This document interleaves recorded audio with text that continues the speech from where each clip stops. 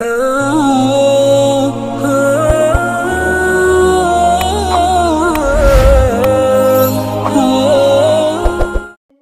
للہ رب العالمین والصلاة والسلام علی سید المرسلین اما بعد فاعوذ باللہ من الشیطان الرجیم بسم اللہ الرحمن الرحیم الصلاة والسلام علیک یا رسول اللہ وعلی آلک واصحابک یا حبیب اللہ الصلاۃ والسلام علیک یا نبی اللہ وعلی آلک واصحابک یا نور اللہ۔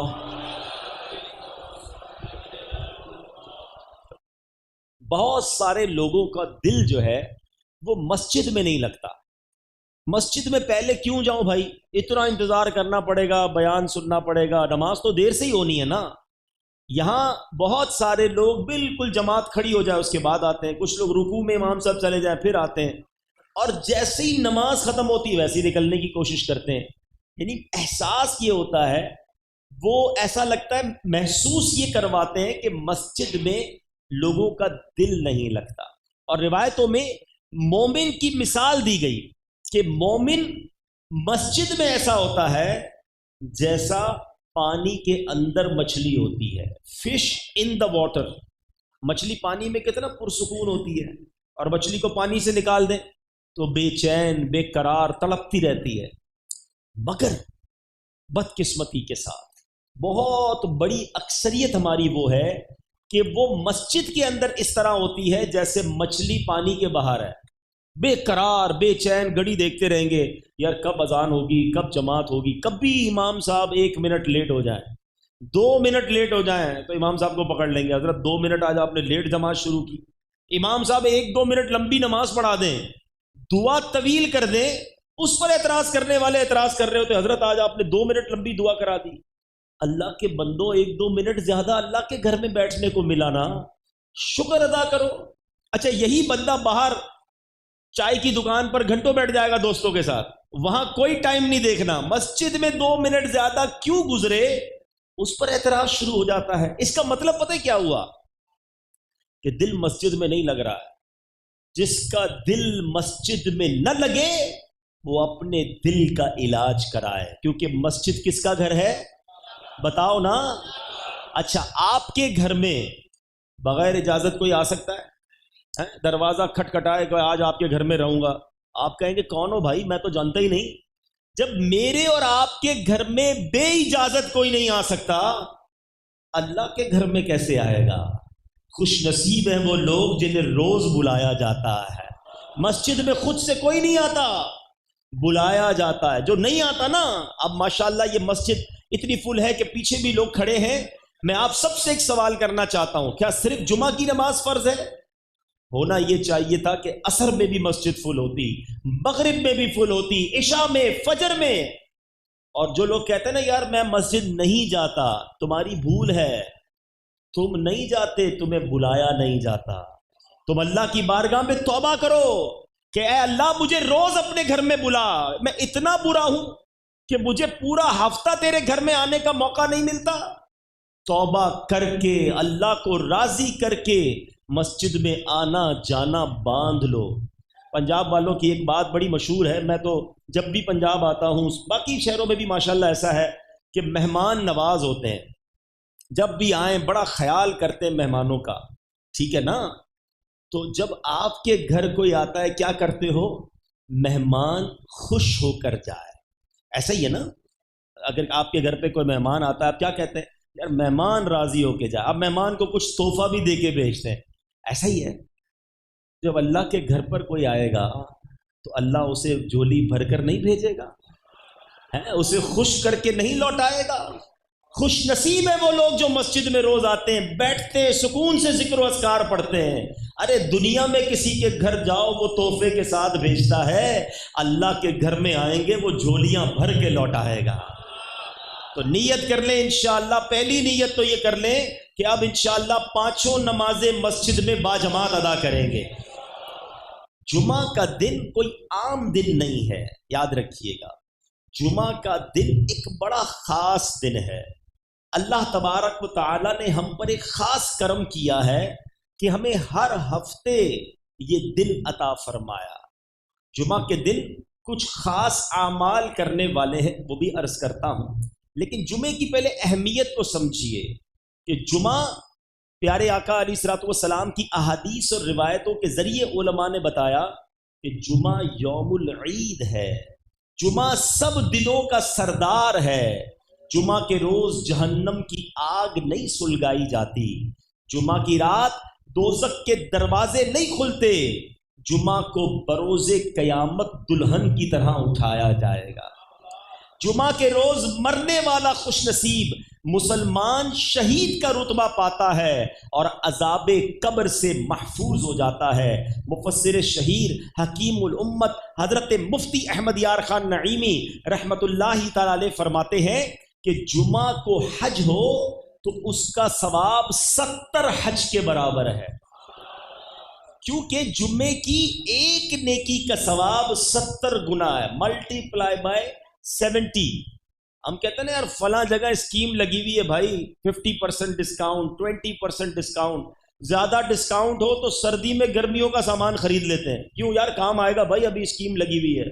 گرمی میں سردی کا سامان، ارے بھائی گرمی میں جیکٹ لے آئے، اس لیے لایا آدھی قیمت میں مل رہی تھی. دنیا کا فائدہ ہے تو فوراً خرچہ کر لو گے. ہر جمعے ایک نیکی ملٹی پلائی بائی 70 ہو کے مل رہی ہے. بتاؤ نا ہمیں کیا کرنا چاہیے تھا؟ ہم جمعے کو درود زیادہ پڑھتے، قرآن زیادہ پڑھتے، نفل زیادہ پڑھتے، صدقہ و خیرات کرتے، مریضوں کی عیادت کرتے. جو نیکی پورے ہفتے میں کرنی تھی وہ نیکی ہم جمعے کے دن کرتے تاکہ ملٹی پلائی بائی 70. کاروباری لوگ بیٹھے ہیں، جب دھاگا سستا ہوتا ہے ہم دھاگا لے لیتے ہیں، جب کپڑا سستا ہوتا ہے ہم کپڑا لے لیتے ہیں کہ یار سیزن میں اس کا ریٹ بڑھ جائے گا. اللہ نے ہر جمعے کو تمہیں سیزن دیا ہے نیکیاں کمانے کا، تو کماؤ نا نیکیاں. اب ایک دل جلتا ہے کیونکہ فیصل آباد میں بہت سارے علاقوں میں جمعہ چھٹی ہوتی ہے اور جمعرات کی رات ویکینڈ نائٹ بن جاتی ہے. جب بھی چھٹی کی رات ہوتی ہے تو اسے کہتے ہیں ویکینڈ نائٹ، چھٹی کی رات. ہونا یہ چاہیے تھا. جمعے کی چھٹی اسلامی ممالک میں کیوں تھی؟ یہ عبادت کی چھٹی تھی. مگر میرا مشاہدہ یہ ہے نہ صرف پاکستان میں بلکہ دنیا کے کئی ملکوں میں جہاں جمعہ کی چھٹی ہے نا، وہاں جمعرات اور جمعے کو زیادہ گناہ ہوتے ہیں، زیادہ فلمیں دیکھی جاتی ہیں، زیادہ ڈرامے دیکھے جاتے ہیں، زیادہ آؤٹنگ ہوتی ہے، زیادہ معاذ اللہ حرام کاریاں ہوتی ہیں، کیونکہ چھٹی ہے نا. یہ تو نہ سوچا کہ یہ دن کون سا ہے، حالانکہ جمعرات کی رات اور جمعے کا دن یہ خاص قبولیت کی گھڑیاں ہیں، دعاؤں کی گھڑیاں ہیں، مغفرت کی گھڑیاں ہیں، رحمتوں کے نزول کا وقت ہے. مگر بدقسمتی سے مسلمان جمعرات اور جمعے کو زیادہ گناہ کرتا. اور جو میں نے آپ کو مفتی احمد یار خان نعیمی کا قول سنایا کہ جمعے کے دن کی ایک نیکی ملٹی پلائی بائی 70 گناہ ہے، وہاں ایک گناہ کرنا وہ بھی ملٹی پلائی بائی 70 ہو جاتا ہے. یعنی جمعے کے دن خاص طور پر گناہ سے بچنا ہے کہ یار اس دن تو کوئی غلطی نہ ہو جائے، عذاب بھی 70 گناہ ہوگا. اب اس کو اور آسان کر کے سمجھا دیتا ہوں. کوئی شخص رضا آباد کی گلیوں میں معاذ اللہ گالی نکالے، غلط بات ہے، حرام ہے، مگر عیدگاہ مسجد میں آ کر گالی نکالے، آپ کہیں گے یار اللہ کے بندے اللہ کے گھر میں گالی نکال رہے ہو. سمجھ رہے نا؟ کوئی معاذ اللہ باہر میوزک چلائے، ناجائز ہے، مسجد میں آ کر چلائے، آپ گریبان پکڑ لیں گے، شرم نہیں آتی؟ اللہ کے گھر میں یہ کر رہے ہو، عذاب بڑھ جاتا ہے. جب مقام مقدس ہو تو عذاب اور غلطی شدید ہو جاتی ہے. بالکل اسی طرح مکہ شریف میں جاؤ، ایک نیکی حدود حرم کے اندر 1,00,000 نیکی کے برابر ہے، مگر وہ مقام اتنا مقدس ہے کہ وہاں ایک گناہ کیا جائے تو وہ گناہ بھی 1,00,000 گناہ کے برابر ہو جاتا ہے. میں ان تمام پاکستان کے علاقے والوں سے بات کر رہا ہوں، میں ان تمام ممالک کے لوگوں سے بات کر رہا ہوں جہاں جمعے کو چھٹی ہے. خدا را جمعرات کی رات کو ویکینڈ نائٹ بنا کر گناہ مت کرو. جمعہ کا دن اللہ کو ناراض کرنے والے کام نہ کرنا. کہیں ایسا نہ ہو کہ پورا ہفتے کی خطائیں ایک طرف، جمعے کو کی گئی خطائیں اور اس کا عذاب ایک طرف ہو جائے. اللہ سخت ناراض کہیں ہم سے نہ ہو جائے. تو خدارا اگر جمعہ کو چھٹی ملی ہے تو اس کو عبادت میں گزارو، اس کو غنیمت جانو، جمعہ کی اہمیت تو سمجھو.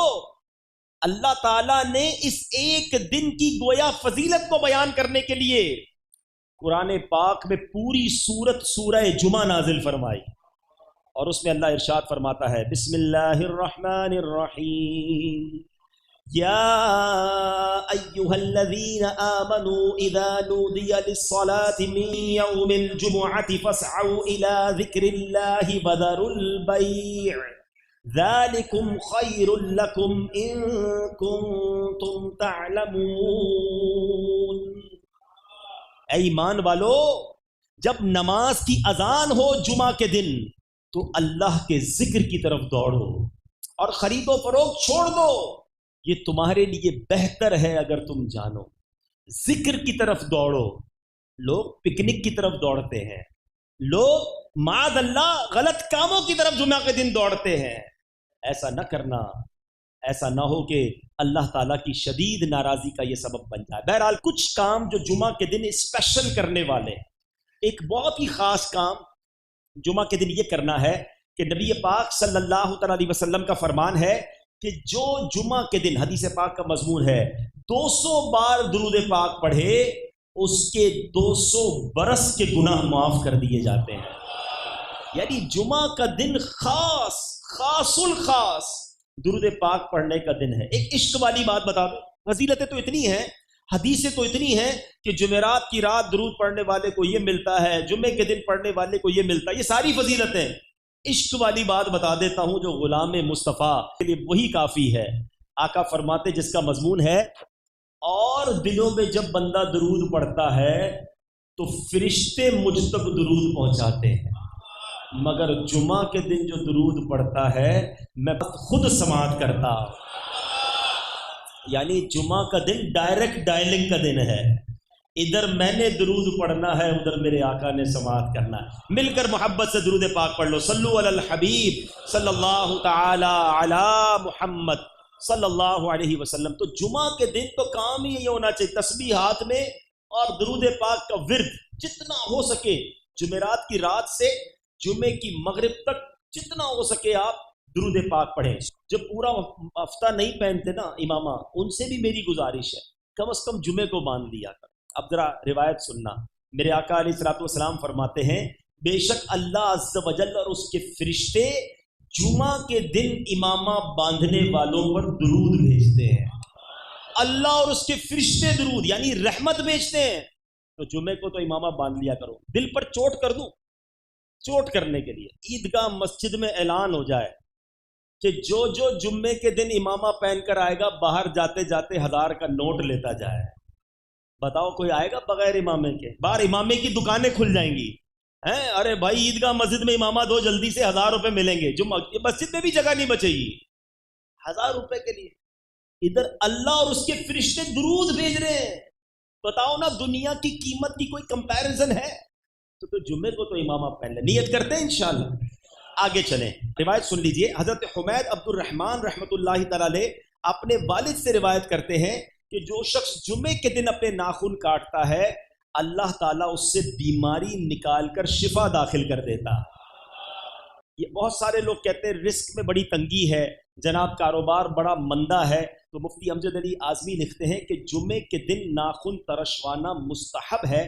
ہاں اگر زیادہ بڑھ گئے ہوں تو جمعہ کا انتظار نہ کرے کہ ناخن بڑا ہونا اچھا نہیں، کہ ناخنوں کا بڑا ہونا تنگی رزق کا سبب ہے. بڑے بڑے لڑکیوں نے بھی ناخن بڑھائے ہوتے ہیں، پھر کہتے ہیں جناب روزی میں تنگی آ گئی، کاروبار مندہ ہو گیا، گھر میں بڑا پرابلم ہے. تو ناخن بڑھانا بھی یہ تنگی رزق کا ایک سبب ہے. سبحان اللہ. جمعے کے بارے میں میرے آقا فرماتے ہیں الجمعۃ حج المساکین، یعنی جمعہ کی نماز مساکین کا حج ہے. اور دوسری روایت میں ہے کہ الجمعۃ حج الفقراء، جمعہ کی نماز غریبوں کا حج ہے. اور سبحان اللہ مسجد میں ٹھہرنے کی بات ہو رہی تھی. امام غزالی رحمۃ اللہ تعالی علیہ فرماتے ہیں کوئی شخص نماز جمعہ کے بعد اگر عصر کی نماز پڑھنے تک مسجد میں رہے اور اگر نماز مغرب تک ٹھہرے تو افضل ہے.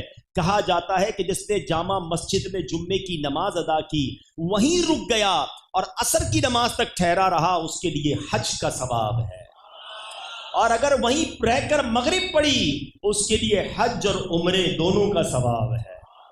یہ ہے جمعہ کا دن، نیکیاں کمانے کا دن. تو کوشش کریں کہ یہ جمعہ کا دن خاص نیکیوں میں، عبادت میں، اللہ کی رضا والے کاموں میں گزاریں.